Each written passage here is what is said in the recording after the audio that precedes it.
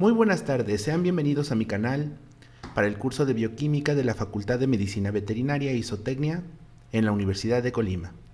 Recuerden que en un curso con mediación tecnológica, la comunicación es fundamental. Por lo tanto, no duden en comentar sus dudas en el foro de la actividad, localizado en la plataforma EDUC del Sistema para la Gestión de Aprendizaje en Línea. Sin más, comencemos. El núcleo es el organelo central de todas las células eucariontes. Posee un diámetro promedio de más o menos 6 micras y representa aproximadamente el 10% del total del volumen celular. Contiene un líquido similar al que encontramos en el citoplasma, viscoso y también con mucha cantidad de agua, pero en este caso es denominado nucleoplasma. En su interior contiene la mayor parte del material genético celular en forma de múltiples moléculas de desoxirribonucleico, ADN, conocidas de dos tipos. Cuando están durante la interfase celular se les llama cromatina y cuando ya están durante la mitosis celular se les conoce como cromosomas. El desoxirribonucleico o ADN no es otra cosa más que un polímero, entonces es la unión de varios monómeros, como hemos visto en videos anteriores. Su forma es de cadena doble, por lo tanto es bicatenario, y está formado por una serie de nucleótidos. Recordando un poco de los videos previos, los nucleótidos están formados por 3 elementos, ¿verdad? Un monosacárido sencillo de 5 carbonos, como la desoxirribosa, por eso es ADN o desoxirribonucleico, ambos tienen la letra D. Tiene 5 carbonos, este es un azúcar, un carbohidrato muy sencillo. Este está unido a su vez con una base nitrogenada que puede ser citosina, guanina, adenina y específicamente en el ADN, timina. Y el tercer elemento del nucleótido pues es el grupo fosfato. Como vimos en los videos iniciales del curso, estos nucleótidos están unidos a partir de puentes o enlaces de hidrógeno, que es ese enlace bioquímico débil que se forma por las interacciones electromagnéticas entre el agua y los diferentes átomos con cargas eléctricas opuestas, ¿verdad? Para respetar la ley de Coulomb. Lo tenemos esquematizado en la figura número 8 que tienen proyectada frente a ustedes en la infografía. Del lado izquierdo tenemos las bases nitrogenadas, citosina, guanina, adenina y como mencionamos la timina para esta estructura bicatenaria o de cadena doble. Como podemos ver al centro, como si se hiciera un zoom, al centro están las bases nitrogenadas y nuevamente esquematizados con una línea punteada tenemos a los puentes de hidrógeno, la participación nuevamente del agua en estos enlaces bioquímicos. La base nitrogenadas que están al centro están unidas, como lo mencionamos previamente, por un carbohidrato simple de 5 carbonos, la desoxirribosa, que es una aldopentosa. Recordemos en el video previo donde vimos la ruta de las pentosas fosfato, que el último proceso era cambiar de un aceto a una aldopentosa, en otras palabras, mover de posición el grupo funcional que era el grupo carbonilo, para que pudiera interactuar con el resto de los elementos del nucleótido. En este caso, con los grupos fosfato que están en los extremos, ahí los podemos ver representados con su letra P del fósforo y sombreados de color amarillo. Así es como se ve la cadena en un zoom del ADN. Como podemos observar, hay una complementariedad en sus bases. La adenina se une a la timina y la guanina se une a la citosina. Este ADN necesita ser replicado, por eso todas las células del organismo vivo, de una especie zootécnica, de un equino, de un porcino, un caprino, aves o del mismo ser humano, todas contienen el mismo material genético, el mismo desoxirribonucleico. ¿Cómo es entonces posible que todas las células del organismo lo posean en su núcleo? Por un proceso de replicación. En este se van a obtener copias o réplicas idénticas de una molécula molde de ADN. Es el proceso fundamental para la transferencia de la información genética de una generación a la siguiente y por ende es la base de la herencia. Para este proceso se requieren la participación de diferentes enzimas, todas van a terminar con asa, recordando los videos previos, ¿verdad? Su función es hidratar los enlaces bioquímicos para poder hacer mediante una hidrólisis ruptura y que esas moléculas creen nuevos puentes entre ellas para poder estabilizar la molécula y a nivel atómico que se den las interacciones para la regla del octeto y poder tener unas moléculas estables, ¿verdad? Esa es la función de las enzimas. La primera que participa en la replicación del ADN es la ADN girasa, también conocida como topoisomerasa. La participación de esta enzima es reducir esa tensión molecular causada por el superenrollamiento. La siguiente enzima es la ADN helicasa. Esta abre como una especie de cremallera al desoxirribonucleico ADN, rompiendo los puentes o enlaces de hidrógeno, los que estaban presentes aquí al centro, uniendo las bases nitrogenadas. Esa enzima rompe estos enlaces bioquímicos débiles de puentes de hidrógeno. Como producto alterno se van a sintetizar proteínas de replicación que también son conocidas como proteínas ligantes de cadena sencilla. ¿Para qué nos sirven? Si ese enlace bioquímico se rompió, necesitamos evitar que esa hebra se vuelva a unir. Y para evitar eso se necesita que los átomos que forman parte de esa estructura completen de otra manera la regla del octeto para que sean estables y no busquen volver a unirse en puentes de hidrógeno. Para eso nos sirven las proteínas de replicación, para evitar entonces que esa hebra se vuelva a unir. La siguiente enzima es la ADN primasa.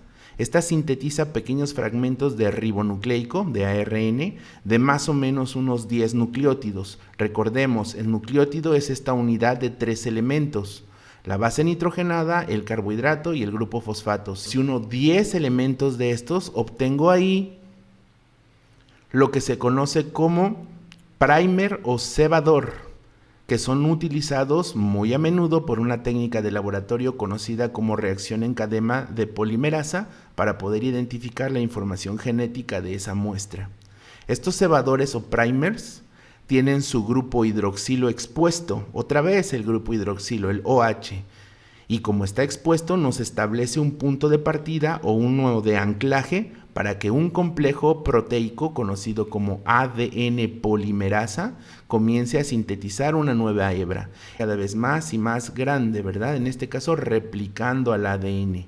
También hay otro elemento importante que es la subunidad tau. Esta mantiene unidos a los dos complejos de la ADN polimerasa. ¿Por qué menciono dos?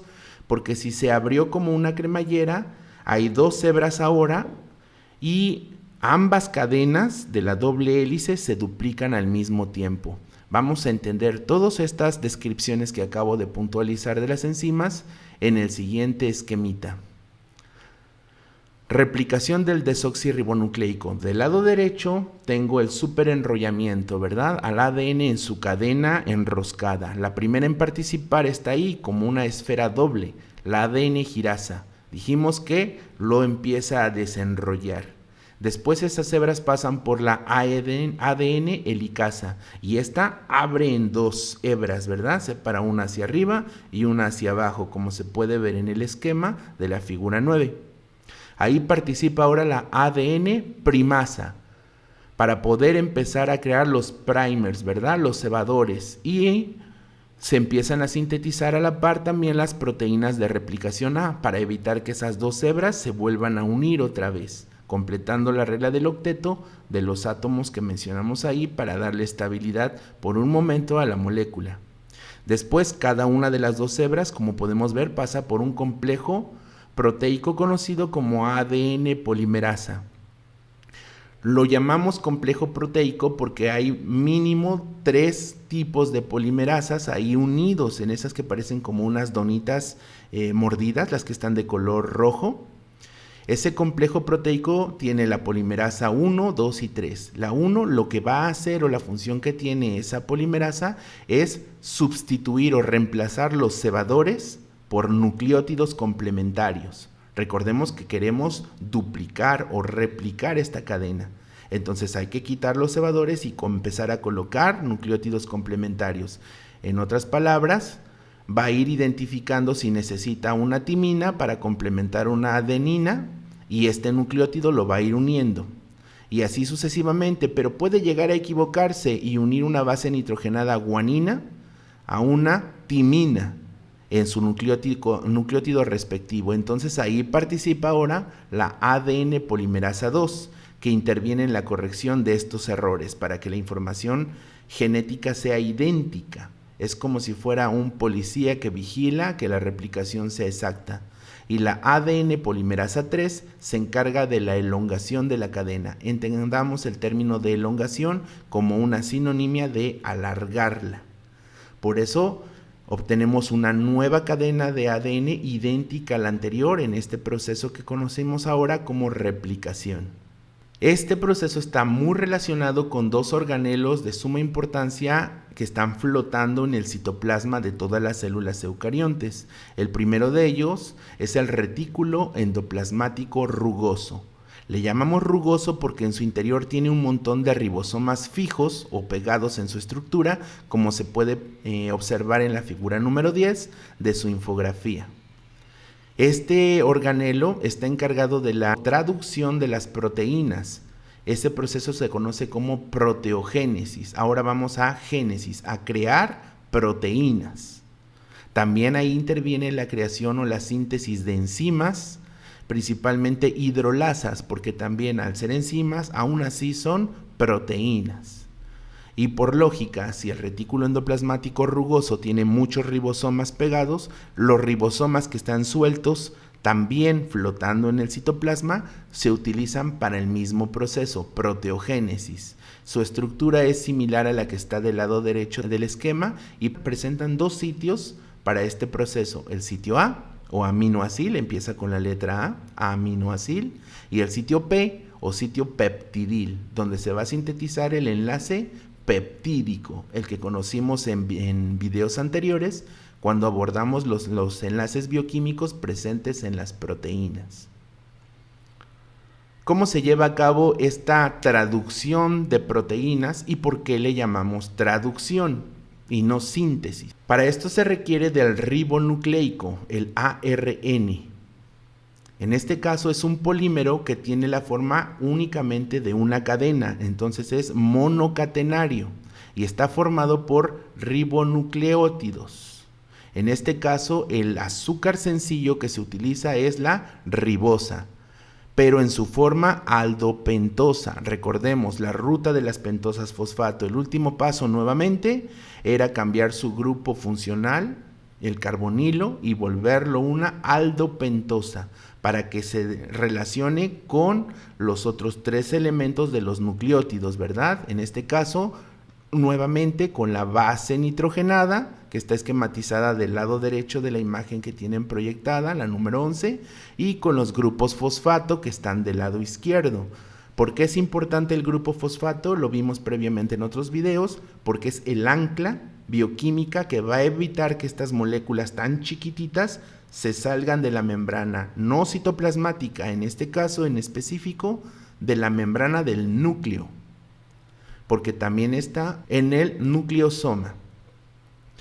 Las bases nitrogenadas que forman parte o que estructuran al ARN son la citosina, la guanina, la adenina y el uracilo. Este último es el único presente en el ARN. ¿Cómo puedo diferenciar una hebra monocatenaria de una hebra bicatenaria? La bicatenaria siempre va a tener timina, ADN, y la monocatenaria, ARN, siempre va a tener únicamente al uracilo presente, junto con las demás combinaciones de las tres que aparecen aquí en el esquema. Ahora, entrando en materia, en la proteogénesis o en la traducción de proteínas, vamos a trabajar específicamente en el retículo endoplasmático rugoso y en los ribosomas. ¿Qué es lo que ocurre? En este proceso, a partir del DNA, del desoxirribonucleico, la ARN polimerasa cataliza la transcripción del ribonucleico mensajero o un ARN con una M al final, mensajero. Este trabaja en una dirección de 5:3 y se mueve, sale del núcleo, como podemos ver ahí en el esquema de la figura número 12, y viaja en dirección específicamente de el retículo endoplasmático rugoso y de los ribosomas. Se mete dentro de ellos y empieza a acomodarse en las subunidades ribosómicas. Por otro lado, se sintetiza al ARN de transferencia o ribonucleico de transferencia. Esta hebra, que en el esquema está de color negro, en el lado derecho, también sale del núcleo, pero esta va a viajar primero por el citoplasma de la célula. Y ahí se va a encontrar a unos monómeros de los que hablamos en videos anteriores, la molécula más pequeñita de las proteínas de lo que el animal está ingiriendo después de que ya fue degradado esa carne o esa proteína por algunas enzimas digestivas y se obtuvieron los aminoácidos. Estos ya entraron al citoplasma y se encuentran de frente con el ribonucleico de transferencia y empiezan a pegarse en él. Es muy interesante porque el ARN mensajero, el que se fue directo al ribosoma y al retículo endoplasmático rugoso, lleva información genética en paquetes de tripletes de nucleótidos. ¿Qué quiere decir eso? En codones. Que si cuento aquí 1, en esta parte 1 con la base de citosina, 2 con la base de guanina y 3 de adeína, ahí corto y eso es un codón. Es una información de 3 en 3 nucleótidos. Y por otro lado, la hebra que se fue al citoplasma, el ARN de transferencia va, como su nombre lo indica, transferir aminoácidos que se van a pegar en su cadena, en lo que vamos a conocer como anticodones.